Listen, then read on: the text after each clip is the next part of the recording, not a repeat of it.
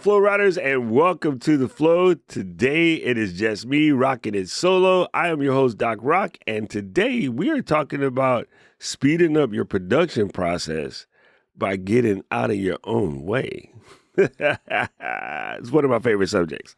All right, so the reason why we decided to do this is I have been working on this thought process about what it is that's really holding people up. And of course, one of the things that we hear over and over again is, people trying to get to doing this quote unquote sort of perfect stream. And this perfectionism situation that everybody has for reasons unbeknownst to man, is really crushing people's soul. Like, you don't realize it, but it's almost like trying to swim with 25-pound concrete joints on your ankles, like Bugsy Malone threw you in the Hudson. It's not going to work. It's really not going to work. And I get the dream of doing something perfectly. The reality is rarely, if ever, does it come off. Just think about this real quick before we get into the nitty gritty. There was a new phone recently launched by one of the largest corporations in the absolute planet. Okay? And when they launched these phones, they sell each individual model somewhere into the ordinance of about 20 million a pop. And even at that scale, they probably bring back 4 or 5% within the first week just because they just failed. And even a company with that much money and know-how, and at this point, 17 iterations, well, technically 16 because there wasn't a 9, they're still going to run into problems. Like, they cannot do a perfect manufacturing run. It doesn't exist. And of course, do they try? Naturally, of course they try, but it doesn't exist. And so what do they have? They have mitigation situations in place in order to make up for this impossibility of getting a perfect manufacturing run. Lee Iacocca saved Chrysler, and yet at the time he did so, he had to bring back some 5 million cars. You guys remember that? The K cars? Like they just all had a recall.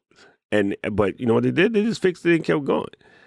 So like, if a multi-trillion-dollar conglomerate can't pull off a perfect launch, what makes you think you're fitting to do so?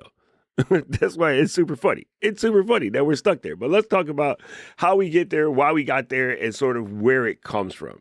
So, like it says in the description, if you find yourself recording the same take 12 times, 20 times, this is exactly for you.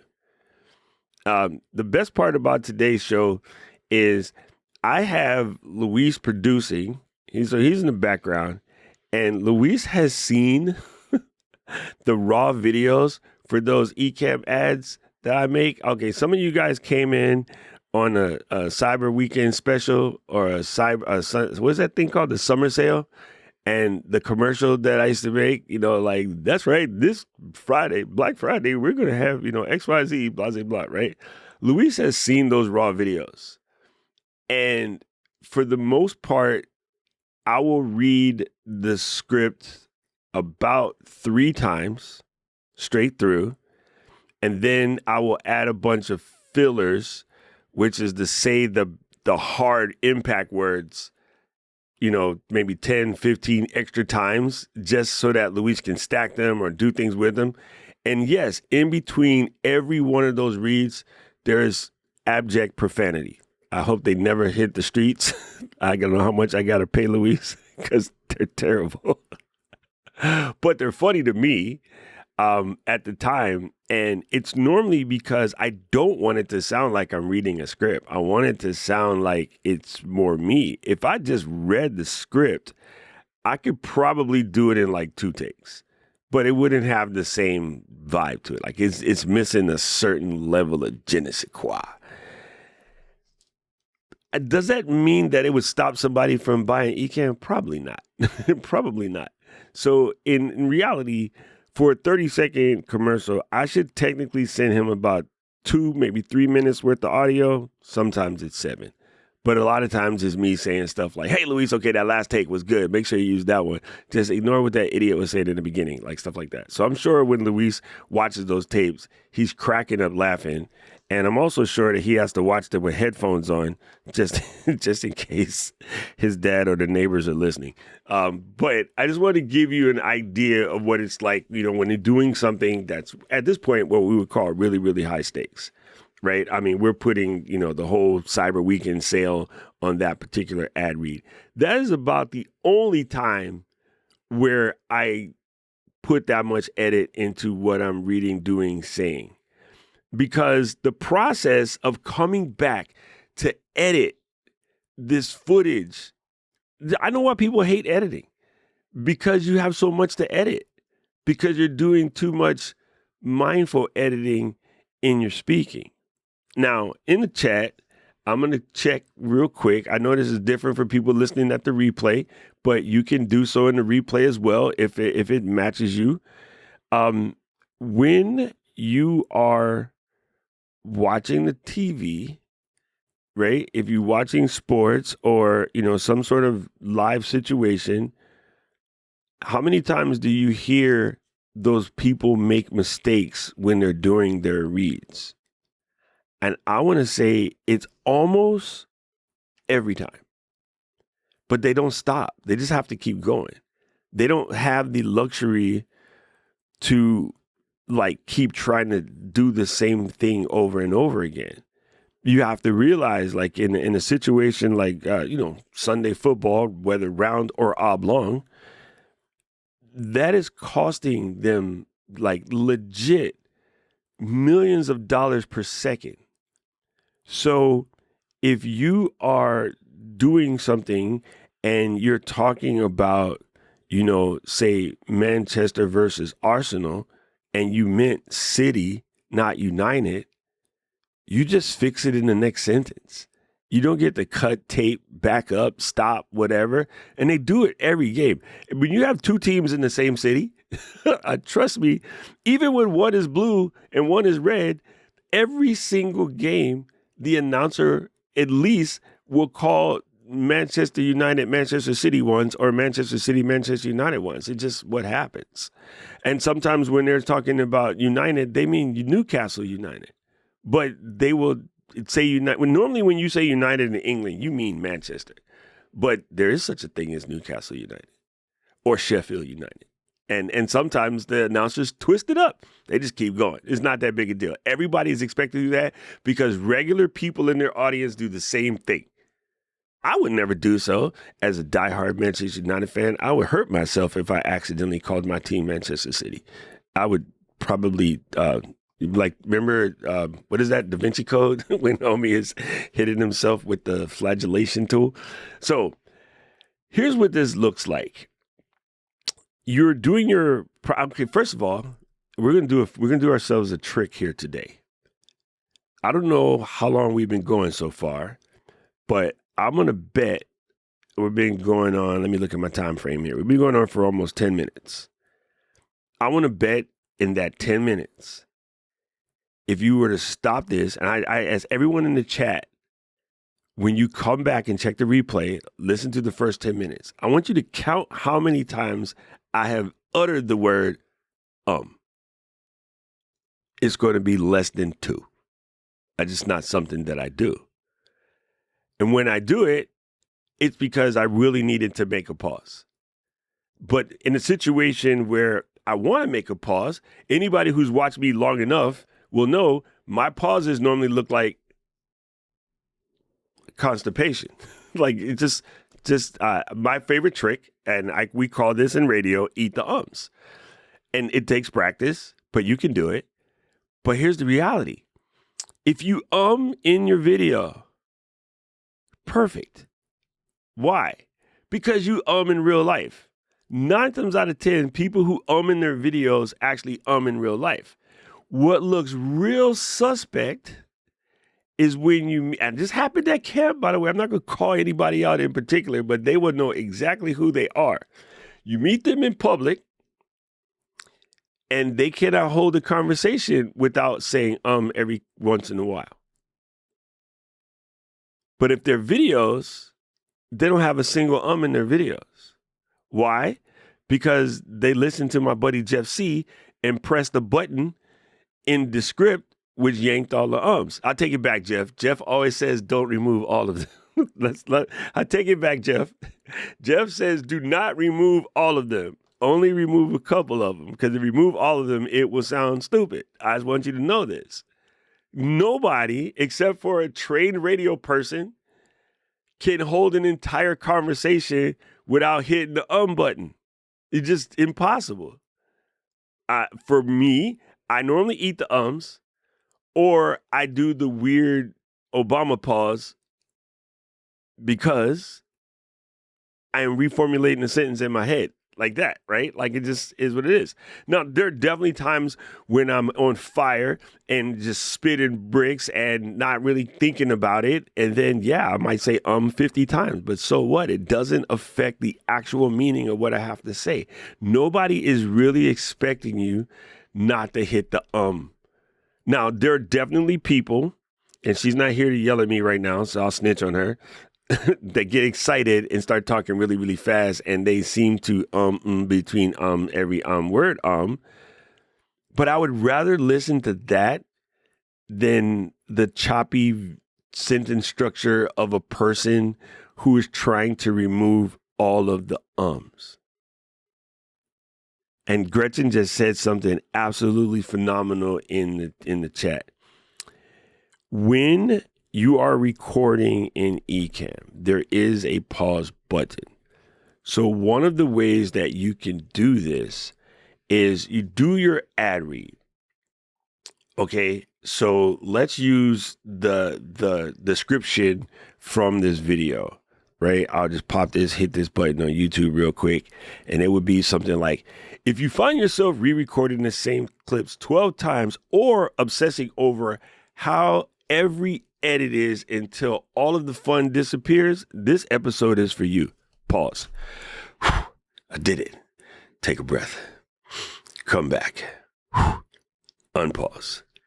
In this episode of The Flow, Doc dips into the real reason why many creators struggle to stay consistent. Perfectionism. Pause. Whew. Okay, here we go. We'll explore how chasing flawless videos drains your creative energy and keeps you stuck and prevents the authentic conversation your audience actually wants. Boom, end it. That's how you do it if you want to get it as lessy. I don't have a word for it. If you want to get it to be less than normal, that's what you do. Rock that pause button in Ecamm. One of the cool things about that is when you go to edit it in whatever your editing software is, it actually gives you a little gap, and all you're really doing is closing the gaps, which is a lot of software can do automatically at this point. So Gretchen says her finger is always hovering over the pause button on the Stream Deck. It's the only keystroke I have memorized in my internal muscle memory. That's funny. That's funny you should say that. The only weird part about having to touch the Stream Deck every time is you always will have this hand motion in between your but depending on how you're cropped, you might not see that. This is where something like the Stream Deck pedal would actually come in pretty good, or bring the Stream Deck closer to you and like stick it like right here, so you can just hit a little tap and then breathe it out, hit a little tap, breathe it out. Like that would be really, really changed. Right. And then Jeremy also mentioned if your post changes from pause to pause, it also looks like a jump cut. Anyway, jump cuts are easy to fix. You cover them with B-roll, or you just don't care. Like at this point in time, most people don't even pay attention to them unless they're really, really bad. I showed my community once this creator that I watch from Japan, and he does the crazy, like he edit with the script and let it pull all the jump cuts. And my God, his jump cuts are like, that's nerve wracking. But normally, if you're somewhat in the same vicinity, it's not too bad. If anybody doesn't understand what a jump cut is, let me know. We'll explain it further. But it's basically that look where the person is talking in their head kind of does that in the middle of the sentence. That's normally a jump cut because they bump two things together. Right. And I'm with Matt. Like, they don't really bother me. If the content is good, I'm really not paying attention. Let's back that up again. Let's back that up again. They say if you say it 3 times, people will pay attention to it. If the content is good, nobody, absolutely nobody is focusing on your jump cut.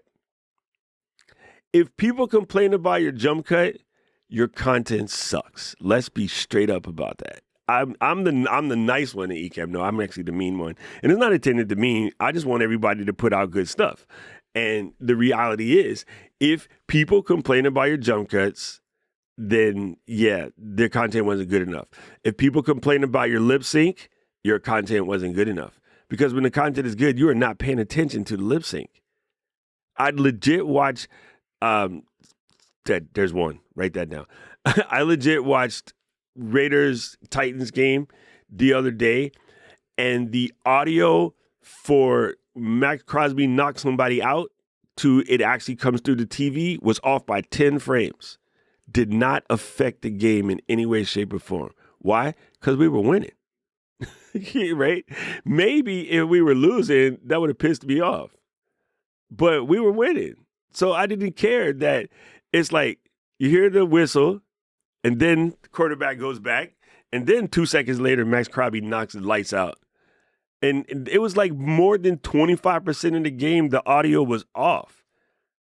And that's on Fox Sports. I mean, again, damn near $1 trillion worth of equipment, and the audio is out of sync. But if it's good, ain't nobody paying attention. Again, we're obsessing over the weird things. Okay, so let's talk about how to fix this, because I don't want to make this a complaint session. First of all, this concept of over-editing is where you are eating up all of your time. And because you're eating up all of your time, you are giving yourself a level of frustration that would just really blow your mind. That level of frustration will take you out quicker. And you really need to know consistency is better than perfection. And I'm going to prove this fact right here, right now. Listen closely. I personally don't eat McDonald's. I just don't. But I know a whole bunch of y'all in the chat. Number one, I seen you do it. Number two, I seen your waistline. McDonald's, you don't go there because you're expecting the perfect meal. My East Coasters, you definitely don't go to Dunks because you think the coffee tastes good. If you do, never mind. Dunks does not taste good. I'm a coffee person. Dunks is disgusting. But have Louise and I been up in Manchester, in Amesbury, Massachusetts? Actually, Manchester's also there because I went there this weekend to pick up Brandon from the airport. Long drive. But we're not going to Dunks because it's good. We're going to Dunks because they got a sausage sandwich and hot coffee, and we ain't got that much time to get to the office and do something we got to get done. And the whole time we're drinking it, we're like, why the hell did we come to Dunkin' Donuts? It's disgusting. But there's, it's just one of those things. You go to McDonald's, you go to Dunks because it's consistent. Right? No, Paul. No, I'm not going to let you have this one. Paul wants to say everybody has their own taste. No, Dunkin's is disgusting, bro. It is absolutely disgusting. I think people that drink it know it's disgusting, but again, it's consistent. Like, it's one of those things. It's like, you have, we're on the road and you got to get something from 7-Eleven. That's why Wawa's blew up, because Wawa has better food than 7-Eleven. Or what's that one with the what's that Buc-ee's? Yeah, the Texas one. That's why Buc-ee's blew up. They got better food. I don't know about different tasting, bro. That stuff is nasty. I'm going to just call it nasty. I drink handcrafted pour-overs. I'm not drinking Dunkin' Donuts. Y'all can fight me on that one. Dunkin's disgusting. Anyway, the point is, oh my God, now Paul is in trouble because Paul said he thinks wasabi is disgusting. Wasabi is delicious. I actually never been to Bunky's Rich. I have never been yet. That's on my list when we come back to Texas, is I need to just go just to experience what it looks like. Say, he said I'm out of the vote because I'm from South Africa. No, actually, South Africa has good coffee. Anyway, let's get off of that one because people are going to get mad at me talking about how bad Dunkin's is. It's disgusting. The point is, the reason why you go to these places, even if you like Dunkin's, the reason why you go to McDonald's and some of these other places is because it's consistent. Like, you know, that local burger joint, if Rich Graham had a burger joint, trust me, it would taste much better than McDonald's. But if Rich Graham's burger joint wasn't consistent and you were really hungry, you're like, I'm going to take a spin going to Graham Burgers, hoping that he's on one of his good days, or I'm going to go to McDonald's where I know I'm not expecting much more than a 5 or 6 anyway, so we're going to run with it. Right. I think that's what that means. Right. So a lot of people get the consistency mixed up with perfection, and no, it's not really the same thing. People just want to know what they're going to get and they'll feel okay with it. So that's a big helpful there. And, you know, I have this really, really strange thought process when it comes to the reason why we are so stuck on perfection. And it's something that's been processing through my head this whole time. And I've been trying to figure out a better way to formulate it into sentences because it's a little bit scrambled in my brain. But it basically boils down to, we take what is the word I'm looking for? We take perfection as a destination. In the West, or in the U.S. specifically, we take perfection as a destination, and we assume that you can get there. One thing that was cool about my training in Japan, my school in Japan, and I realized how it's so different, is everybody there strives for perfection in whatever they do. This is why the packaging, when you get something that comes from Japan, the packaging is like dang near flawless, right? The customer service is off the chain. The way food is delivered, even in the smallest things, at the convenience store, the food is delivered with a level of perfection that's obnoxious for a good reason. But they see perfection as impossible, but we're going to strive for it anyway.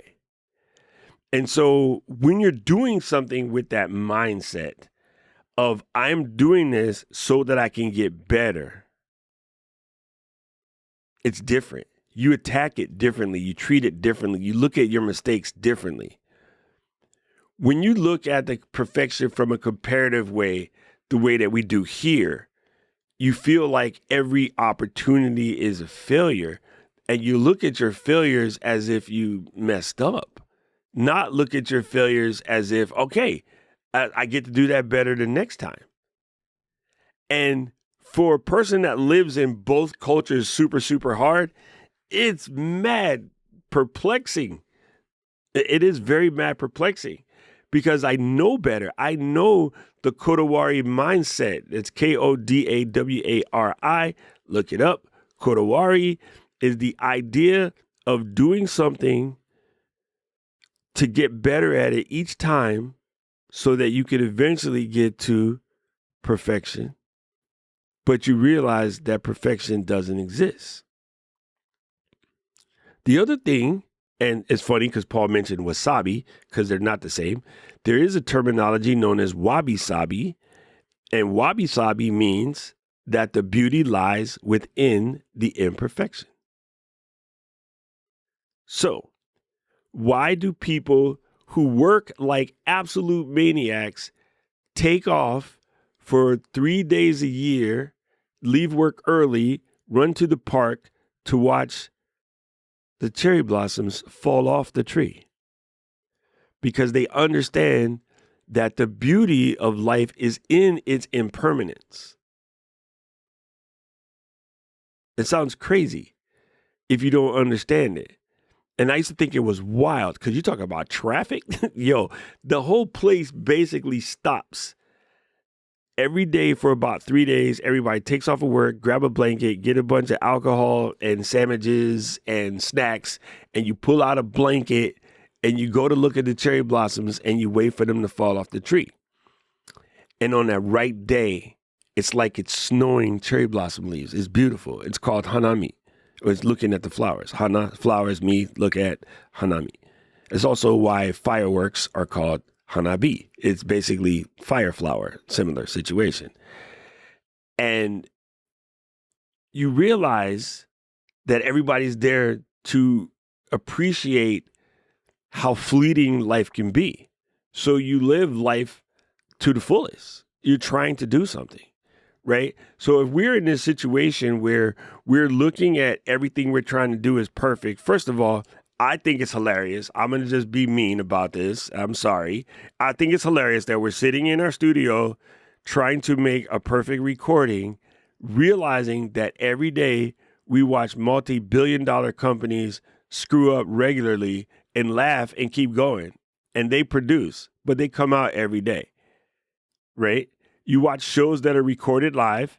If you've ever had the benefit of seeing something like Jimmy Kimmel recorded, or what's the dimple chin dude? Jay Leno. I've seen him live. I've seen live taping of Stephen Colbert. When you see those live tapings, you realize like what you see on TV and what really happens is relatively close, but not exactly. Like they screw up all the time, but they just keep running with it. And they don't have the luxury to do 50, 1100 takes. They have to get this thing recorded in a set amount of time. If there's a mistake, it's just dealt with in live. You know, the director just calls an audible, so to speak.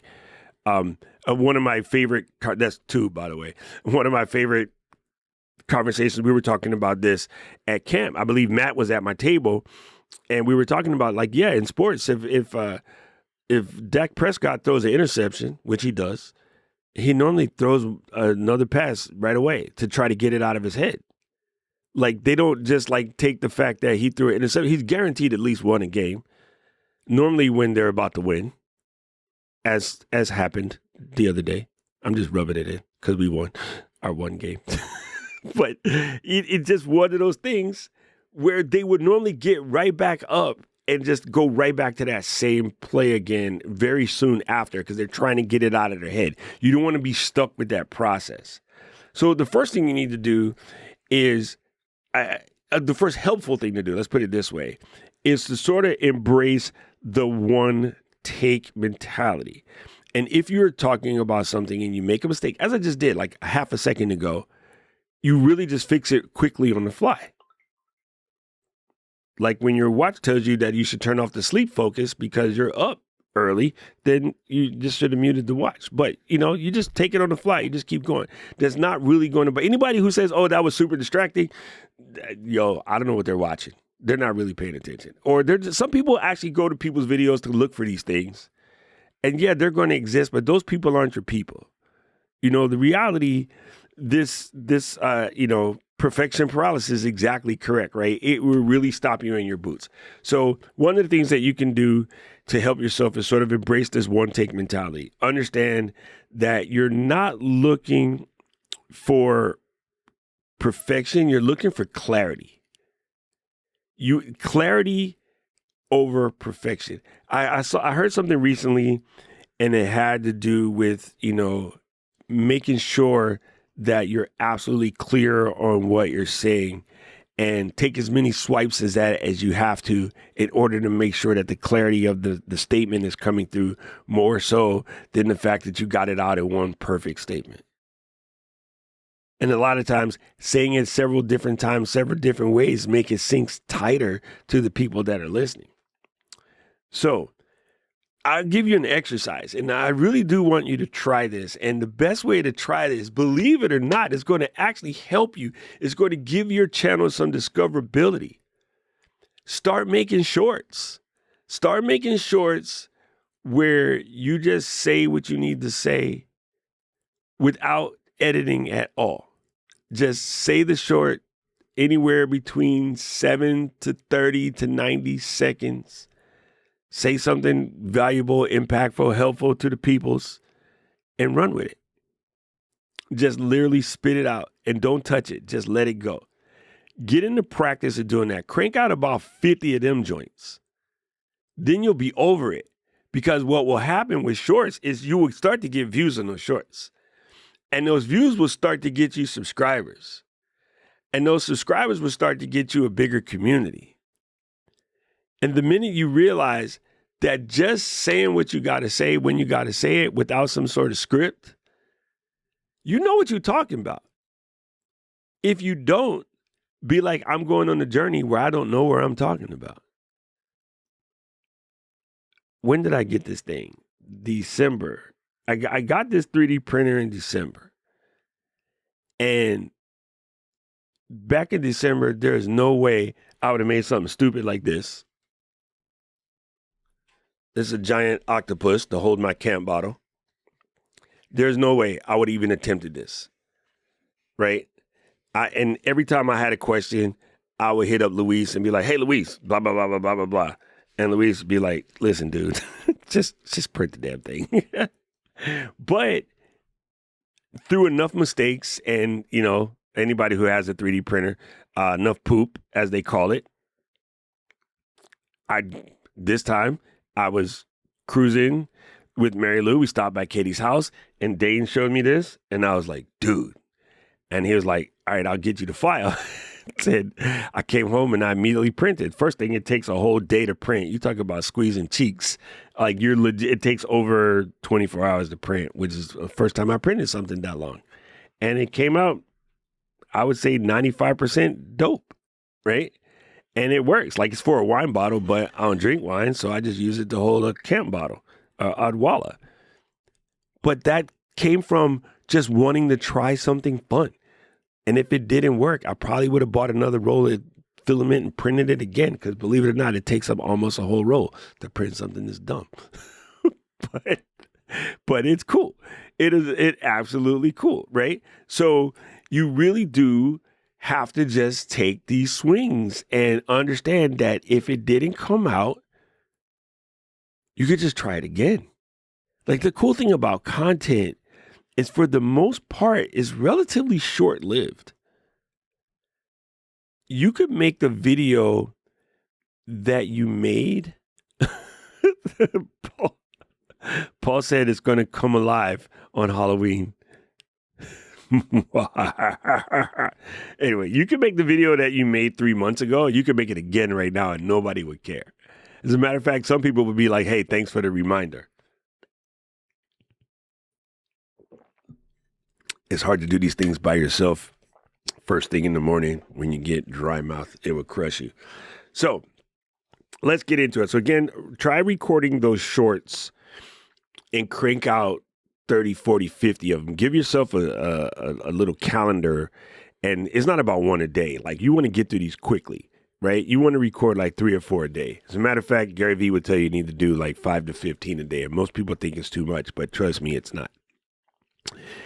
And then you go through what we call the live to tape process. Alec is the best example of this. Other people out here are doing it as well. I believe, because I saw a picture yesterday on Facebook, what our buddy Matt in the chat is doing is drawing a little type storyboard with his pen and paper and uses that to sort of play out his scenes. And you just go through your flow. No pun intended. You just go through your flow. So you're going to turn on the camera and then you're going to do a one-shot conversation about this. And if anybody wants to test the theory, I am taking anybody in the live audience is why you want to come to a live taping. We're going to play something that we play in improv class. We play a game called Expert. And Expert is where you basically practice giving a conversation. It's normally like, 2 minutes or so about any subject with no practice, and you have to sound like you know what you're talking about. And the people grade you on this. So anybody want to throw in a random situation, I'll kind of show you what it looks like. And these are fun. Like you can do these as shorts. It's not going to ruin your channel. Shorts could be about anything. A lot of people are, I'm going to say something mean, hold your horses. A lot of people are protecting channels that they don't have yet. Okay. I get a lot of people saying that, oh, I don't want to do this type of videos because it's going to ruin my channel. And then I'm like, oh, let's go take a peek. And they're sitting on 75 subscribers. You don't have a channel yet. Let's just be real. Right? Let's be real. If you were sitting on 10,000 and talking about something off the charts might skew your channel, maybe. But the reality is at this point in time, most people are looking for real connection, and they just want to know that the person is cool and sees them and recognizes their pain and possibly can help them either come out of that pain or ride dirty with them in that pain. And all of the above is really what's going on now. If you really check the internet, you watch the type of shows that you listen to, that's probably why you listen to them. You probably feel a place of belonging. You probably feel a place of like security blanket around those folks. And that tends to be what it comes from. So if you're putting out content that is A, providing value, B, giving people a place to hang, and that in itself is value, C, making someone feel seen, belong, or finally heard or listened to, or, similar in some way, shape, or form, then you'll be able to put this content out without overstressing about this whole concept of pulling it off perfect. The other thing that, before we do the samples, the other thing that pulls this in, the more shots you take at it, the faster your consistency builds up. Because what people don't understand, and I don't know why, because it says so in the word, is people think confidence is something that you're going to go take a class on and get good at. And that is an absolute lie. I just wanted to take that one off the table. Confidence means self-trust. And the way you trust yourself is by improvement. The first time you jumped into the water, you was a little bit terrified, but you had to hide it because your sister threw you in the water. Then next time you jumped in the water, you was around your friends, so you had to hide the fact that you're terrified. But the more and more times you spent in the water, the more comfortable you got within the water, the more confident you got in the water, because the more confident you built in yourself of your ability not to drown in said water. Or the more you start to dive in that water and realize the biggest fish in there is about yo big and it ain't going to do nothing to you, then you have no problems. It's the reason why you go into a swimming pool, because you're absolutely confident that there are no fish or weird things in that pool. But like here, there's sharks in the water and we get in that joint. Because unlike people who don't live here, we realize sharks ain't trying to eat you. They're not even thinking about you. They're doing something else. Do sharks occasionally bite people? Yeah, normally because the people are doing something they're not supposed to be doing. But my boy Brady's not here today, but Brady is probably in the water right now, surfing. Sharks right there, because it's cuffing season. And he ain't thinking about that dang shark. It just ain't, because they not looking to eat Brady. He's not that delicious. Turns out short Okinawan dudes ain't that delicious. Turtles is, right? Little octopus that we call taco, they're delicious, things like that, but they're not looking to eat humans. And so if you go into it knowing this sort of thing, you got a better chance of doing it. Okay, so Gretchen said, well, let me read this question. It says, if you're willing to outwork the next person, you're going to find success. This is very true. And a lot of that has to do, it really does have to do with it. It said, reading how doesn't mean knowing how. You need to do it 100%. Sharks do like chubby Cajuns. Maybe Jeremy. maybe we just try to feed Ren to one of these sharks since he tried to get at me. Okay, so Gretchen threw out two. She says Squirkle, and then old folks camping. So Squirkle. Let's do a short about the Squirkle. take a little neck and hit the water real fast.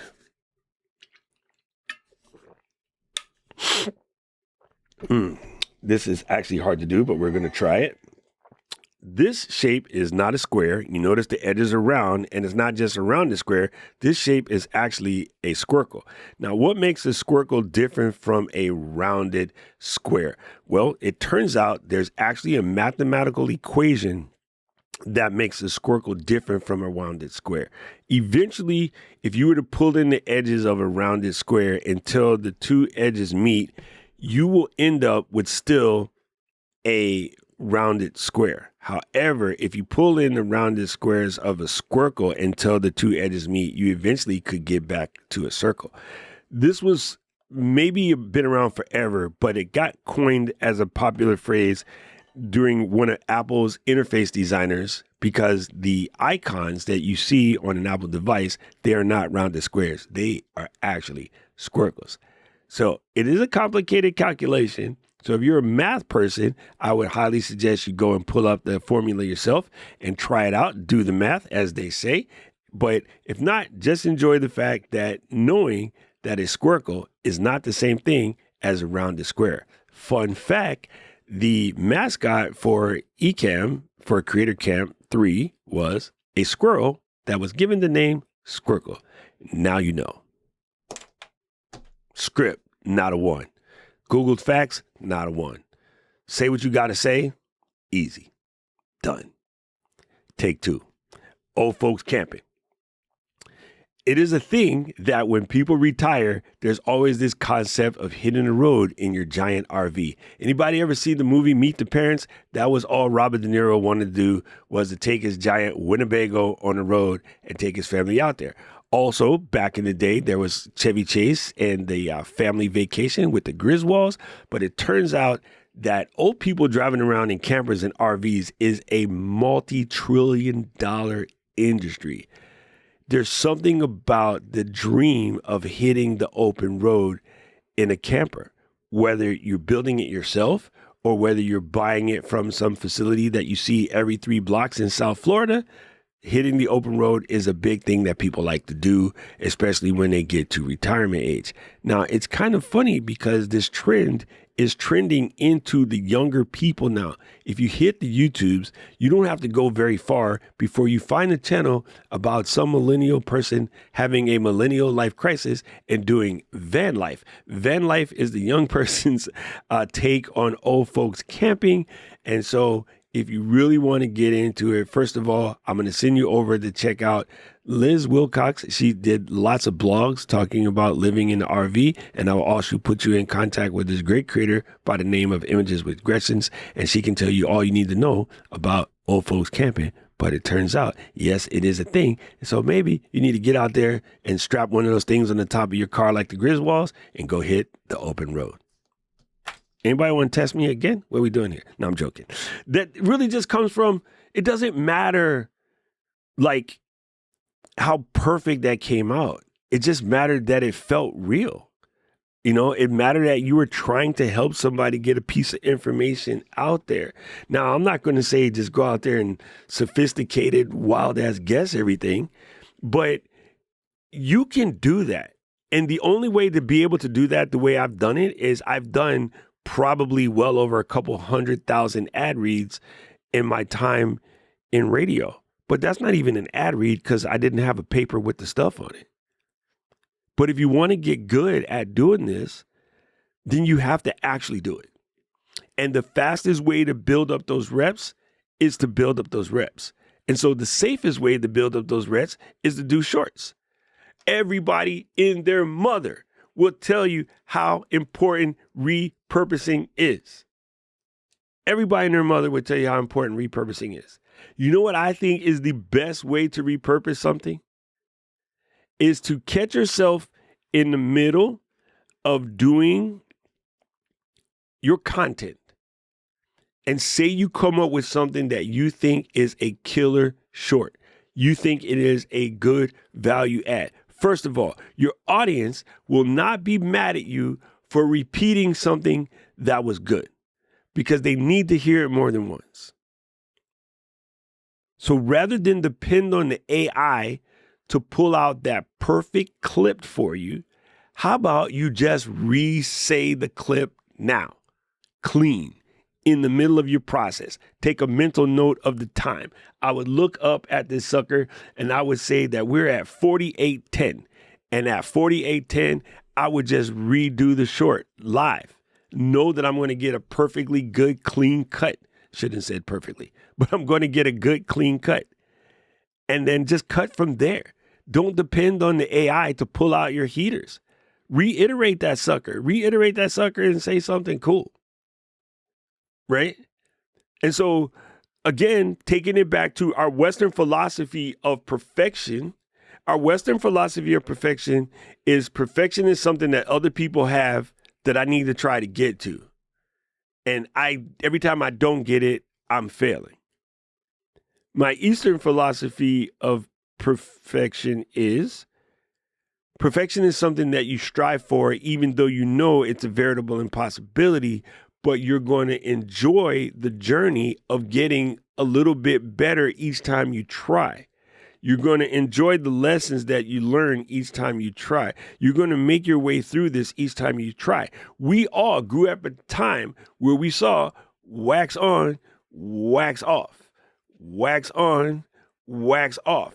And we all saw Ralph get mad because he was like, I came here to learn karate. Now, he pronounced it wrong, but I came here to learn karate, and you're making me paint the fence or wax the car.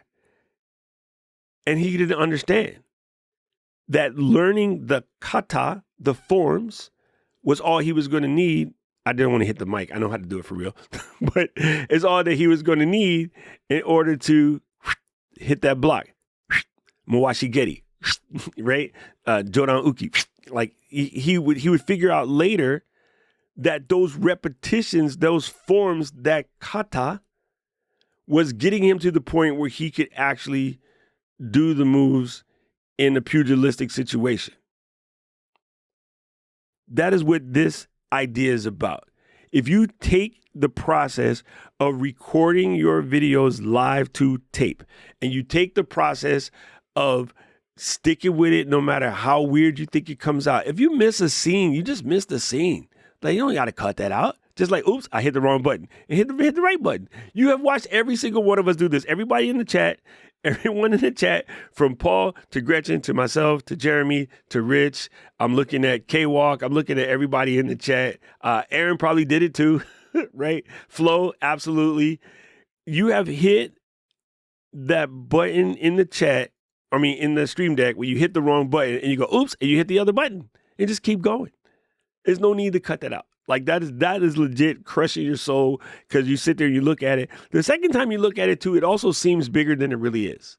When you made the mistake live and you fixed it live, nobody really blipped. But when you look at it in the edit, you start going, I can't believe I said it that way. And then you're like, well, I never did get a good clean clip out. Right? So you're saying to yourself, dang it, Robin, you should have said that better.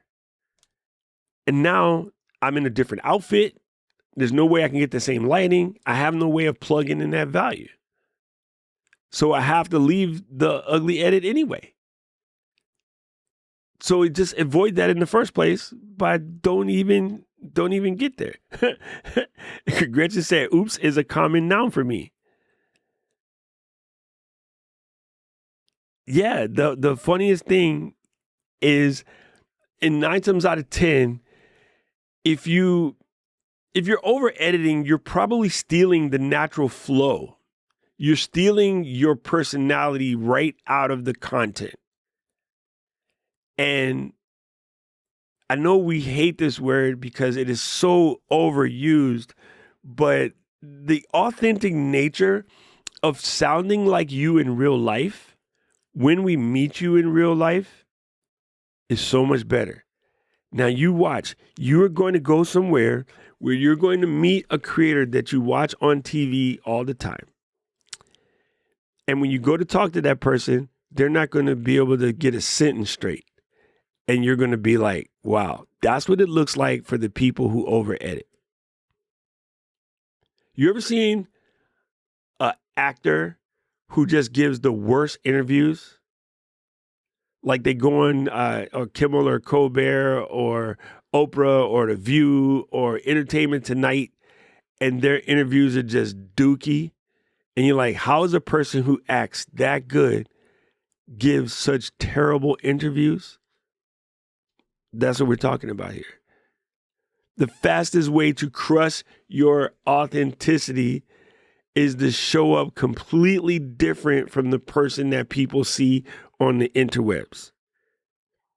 Everybody who has ever met me in real life is like, that dude is the exact same idiot in real life as he is on TV.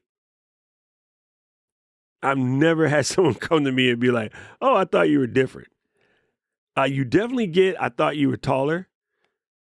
And I definitely seen Rich. It was like, I had no idea this dude was 6'7". I definitely thought Jeremy was taller. Sorry, Jeremy. But, you know, it's strange too. I actually, just to go to show you how much a connection that you make with people when you do this, I have been working in and around with Jeremy for almost 4 years. And we did our first IRL meeting a week ago. Or almost a week ago. And it was like normal, because we talk all the time, right? We see each other all the time in the chat. We, he's a moderator for Ecamm, so we have a Slack, group. It wasn't even like, oh my God, I finally get to meet Jeremy. We were this happened twice. This happened with Diana. It happened with Jeremy. I think Daniel, myself, Jeremy, Mary Lou, Jill, we were like finished doing our work before we like, hey, wait a minute. This is our first time meeting each other IRL. As a matter of fact, Jill and Mary Lou was like, you guys didn't meet before?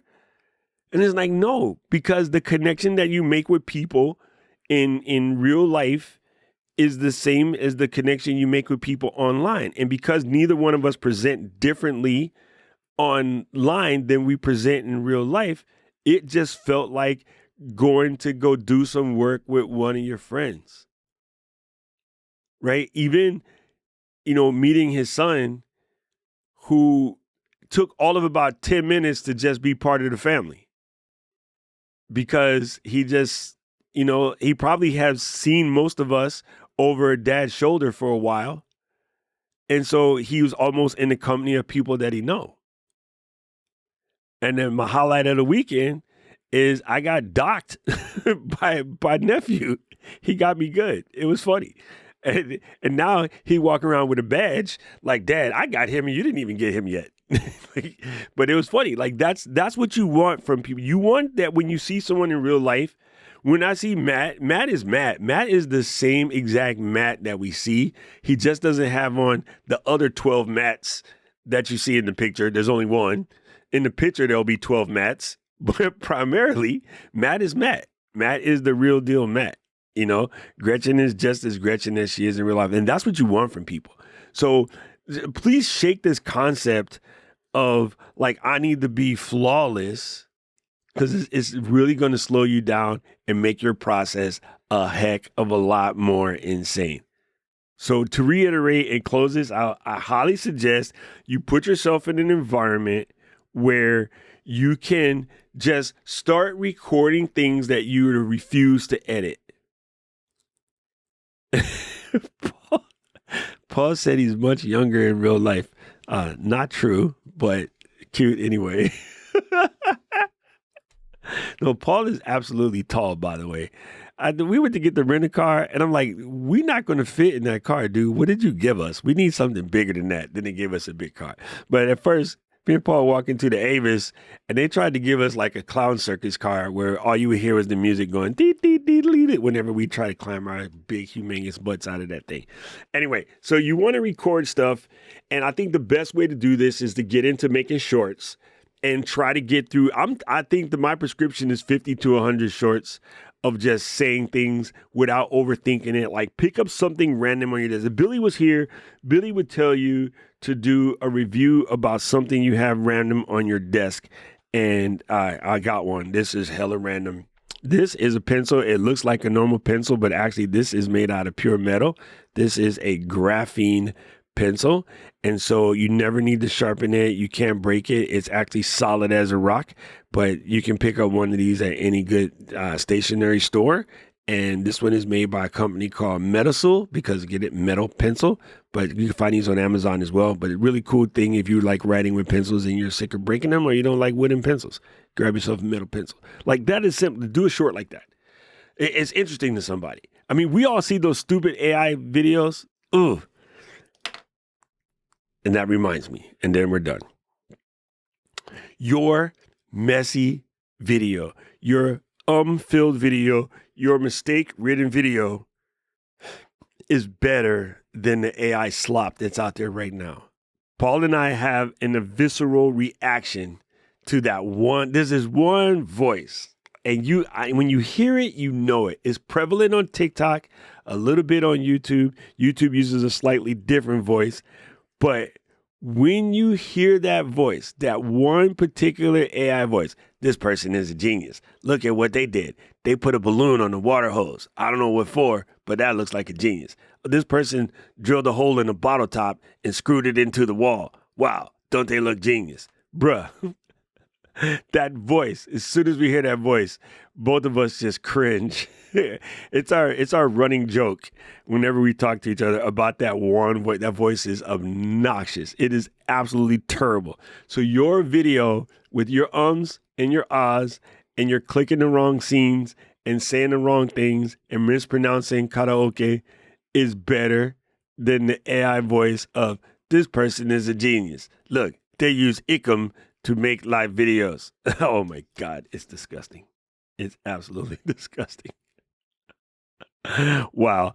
I don't know why Paul made me think of that. I saw Paul type something and it made me think of that all of a sudden. But yeah, those are the worst. All right. So let's get this practice done. I want to see you guys. You can tag me in your shorts. I just want to see that you're cranking it out. Now, listen, I know the fear is a real thing. We always say just step around the fear, ignore it, go into it. I definitely understand that it exists, but there's no way to get better at this without actually doing it. It's just absolutely, veritably impossible. Yeah, you have to. You have to. Like, I wish there was a way. I wish I could prescribe you some magic pill that was going to fix all of this for you, but it just doesn't exist. The only way to do this is to actually do it. It's kind of like raising children's. Like, you thought you had a plan, and then you had them kids, and those kids are bad. And then you're like, dang, I wish I should have been like Doc and not had none. It would have been so much cheaper. Now Jerry's about to pay for college. He's like, dang, I should have stopped when I was ahead. You know what I mean? It's like that. So yeah, just get out there and make it. Reach out to us, of course, if you have any questions, comments, feedback. If you're not really understanding the live to tape process, we have a whole series on that put together by Mr. Alec from Take One Tech.